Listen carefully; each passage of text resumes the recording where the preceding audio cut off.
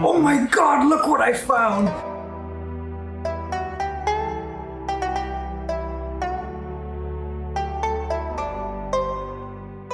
Here we are at Asakusa, Tokyo, and I've met another very famous YouTuber. Give me a break. Well, you can introduce yourself. I'm David Bull. Thank you very much for visiting. This is our shop in Asakusa, Tokyo, and this young man was here how many years ago? Almost 10 years ago now. So, we've had this shop for 6. We were upstairs before there. And we did a print party with you. You must have been one of the first people ever to do that. Maybe so. You don't look that old. Oh. Well, neither do you. That's a lie. But why I'm interviewing you is because you have these prints, and some of them are very game related. Okay. Is that what the content of your channel is Yes, about? it's about retro games, and I think your prints might be interesting to our viewers. Yeah. So let's have a look at some of the prints you have there. You tell me what you want. So, they have a great selection here. In this corner, I think you have your prints from your shop. Yeah, without sales prints. There's two groups. There's the new prints we make and the old prints we buy and sell. That's all. And that part you call the flea market? Yes, and really what we want to do. Originally, when we opened the shop, maybe when you were first here, this is all we had. Yes, but I think so. we're publishing so slowly. It's so difficult to make prints. It takes so much time. We found that people, they came in the shop 1 year, and they came back a year later, and it's really sort of just the same selection. Yes. So what we did to try to make it more interesting, we started buying and selling older prints so that the shop has just a variety of stuff around the time. Because we can't publish enough prints on our own to keep going. But the one, how I actually learned about you was the series Ukiyo-e Heroes. And here we have very nice prints, and I think the topics might be familiar. Would you like to tell about these prints? I think these are from the original. There is nobody now who doesn't know what these are. I guess so. It's funny, what we find is every now and then someone will come in who hasn't seen them before. But for the most part, what happens is it goes quiet for a while, then somebody sees it, they go to Reddit. Oh my God, look what I found! And then it goes viral for a few weeks. Then it goes quiet again for a few months. And this has been going on for 12 years. Right, yes. But I think, I know what you said at the beginning, a lot of people don't know, they think that I draw these. Yes. No, I don't draw these at all. Okay, I'm so you have publishing them, Yes. and I'm cutting the blocks for some of them. Our teams. Example of the card block here. So it's cherry moon, if I remember. They're all correctly. cherry, yeah. So that's an example. You can see the head and the printed. The hair especially is very intricate. I think you have one print with very famous hair. I saw it here earlier. Oh, you mean the one, Samus gets her haircut? Yes. Yes. There it is. So, how long did it take to carve the hair? I don't know, maybe just a few hours. Oh. But I mean, when there's a lot of detail everywhere, the whole block will take a long time, but something like that. It's just a couple of hours work, that's no big deal. Yeah, and you can find the video. You'll link to it later, I guess. Okay, it's up to you. Thank you. Yeah, Yes. okay. But again, remember, I don't draw these. These are Jed Henry over in America. I gotta say, it was his idea. I didn't come up with this idea at all. We were struggling in business at that time, back in 2012. Okay. Jed said over this idea, let's rip off Nintendo and make game characters. And I'm like, no thank you. I don't need this headache. I don't need this trouble. Oh, you mean legal trouble? I assumed there would be legal trouble back in the beginning because Jed lives in America and he was talking about it's fair use, it's fair use. But here in Japan, there is no fair use. You either get a license for something or you're a pirate. There's no in But between. in Japan you have the fan comic communities. There is, and that's sort of an exception. The publishers allow that to exist because they know it's not commercial. Those kids are not trying to make money. They're just having fun. Right, in This is comic. different. We're making prints and we got a big shop and we're selling them, and we expected that there might be a big hammer. Has there been any?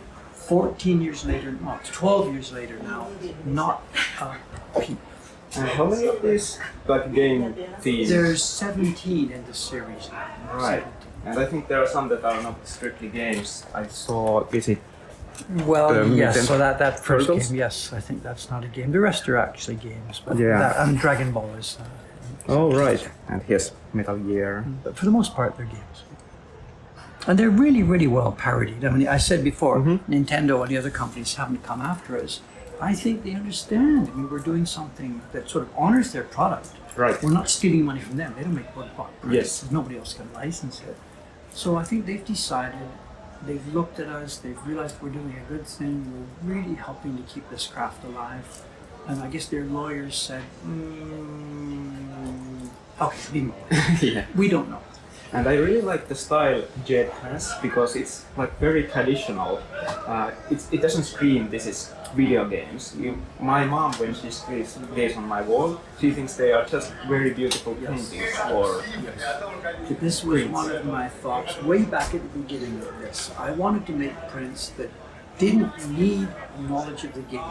Even if you didn't know. I mean, myself, I have never played not 1 minute of any of these games. Oh really? You should Confession.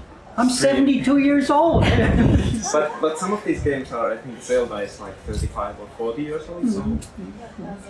But the point being, I'm not a gamer per Yeah, se I like this, and I'm not really interested in that. But I think we have created really, really interesting art, I guess, objects. Because it doesn't need a knowledge of the game to enjoy the thing visually. Yeah. Well, one last question. Which one is the most popular out of these designs? The very first one.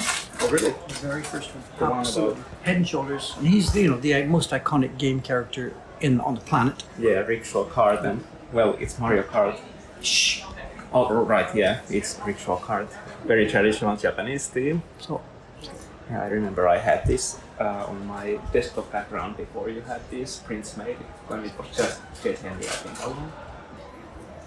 it just changed my life. There's no way around it. When we made these things, I said before, Jed wanted us to do this, and I said no. He pushed, I said no. At that point, he had still just described it to me. So I didn't know what he was really thinking about. It was just trouble, trouble, trouble. He just got so, David doesn't get it, so he sat down on his computer, drew this up, sketched it, sort of colored it on Photoshop, sent it across to me. And at that point, when I saw this the first time, I'm like,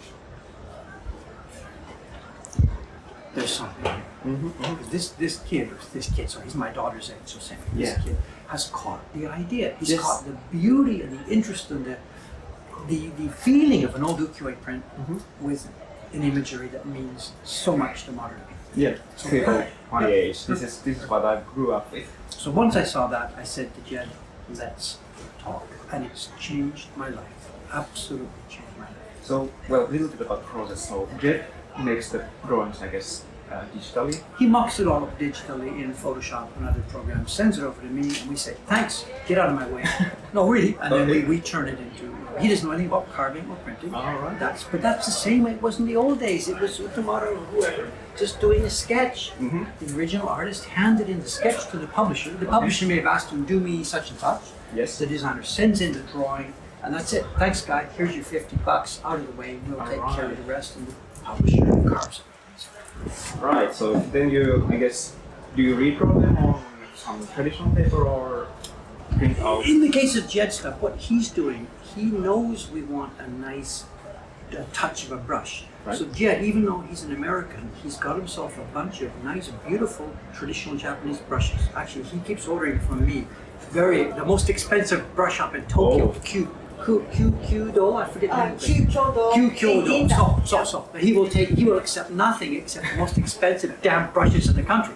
So every half year I got to go down and get more brushes for him. Right. The point being, once he's prepared it in Photoshop as a layout, Yes. he then prints it out as a rough form and very large, and takes his brush on thin paper, and now he takes the composition and he brings it to life with his brush. Right. And this is really, really important. So what I'm carving is not a mechanical Photoshop stupid brush or something. I'm carving a living, dripping, actual brush, and he's getting really, really good at this. Yeah, and well, this is an You can older see print, the but there texture. are the brush strokes. Yeah, you can see the brush strokes. You beautifully carved So- them. so- It's almost like this was just Jed's That's the magic painting. sauce. That's the magic sauce. So you can see for comparisons, there's other modern prints here. The line work, look at it. It's just lines. There's no beauty in the lines. The picture might be sort of attractive, but there's no line work that came from a Japanese brush. So for me, I'm not interested in this at all. It's a pretty picture, but it's got no relevance historically.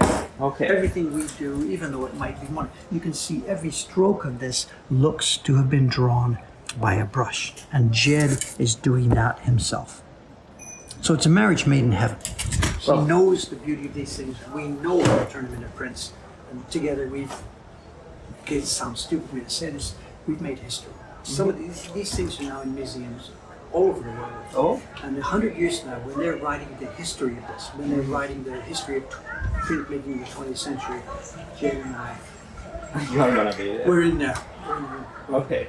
Well, thank you very much for No, you've been supporting our work for more than a decade. It's I have to thank you very much for this. Thank you, sir.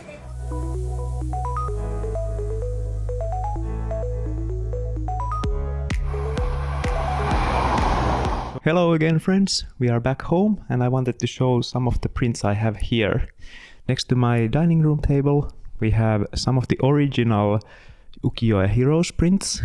We have the Fox Moon, Hero Rests, and there on the rightmost one is the Infestation. I think all of these are lovely prints, but my favorite of these is the Hero Rest prints. I just love the autumnal colors. It's the greens and the reds. They are so refreshing. But all of these are my favorites, and I really like having them on display anywhere here in my house. I think these are very great prints because anyone who sees this, even if they don't know that they are from games, they can enjoy still the artwork, and my friends who know games, they can know what's actually the story behind all of them. Welcome to my kitchen. I'm not going to show you any cooking, but art. And here we have cat prints. These are actually from the same designer as the Ukiyo-e Heroes prints we showed previously, but they are not from games. They are just funny cats in different Japanese situations. We have the sushi cats here on top, cats having sushi, and my latest print, the ramen cats. This one I actually bought when we were visiting the Mokuhankan shop in Asakusa, Tokyo. Here at the other side of the fridge we have even more prints. This one is from a different design. This is a actually pretty old design from 1930s. It's Spring Snow at Kiyomizu by Kawase Hasui. This one is not original from the 30s. This is a new print by Mokuhankan, similar to the previous prints we've seen. But they are renting the original blocks for these and printing new copies of this design and other designs from the Doi Hanga publisher. I really like this design, especially now since it's winter time. I will be replacing this print with another when the springtime comes. It's the Hanami cats from the same series as the previous cats pictures, the sushi cats and ramen cats. This is a lovely design also by Jed Henry and printed by Mokuhankan. It has the cats enjoying a Hanami picnic, and I really love how the pinks and the strong colors really make the design pop. Speaking of Jed Henry, there is still one more print I want to show you. And finally, we are at the place probably the most familiar to regular viewers of the channel, at the recording studio. I have this Ukiyo-e Heroes print, The Flight of Fantasy. I really like how the design evokes the idea of the steampunk game, but still following the Japanese style. It's very interesting mix because steampunk is very seated in the British history, and this really looks like something that fits the Japanese 1800s. I really like the design of the Magitech armor and then the pop of color in the characters' clothes and hair. And of course this is based on Final Fantasy VI. And that concludes my tour of the art in my home. I hope you enjoyed this a little bit different video this time. If you are planning a trip to Tokyo, maybe visit Asakusa and check out the Mokuhankan shop. Even if you are not thinking of buying anything, I think it's really nice to see all of the different prints they have available. They are just very beautiful objects to behold. And if you have a chance to chat with David Bull, I highly recommend having a little bit of discussion. He's a very nice gentleman and very easy to talk to. But hey, that's all for today. If you watched this far, remember to like and subscribe, and I'll see you in the next one.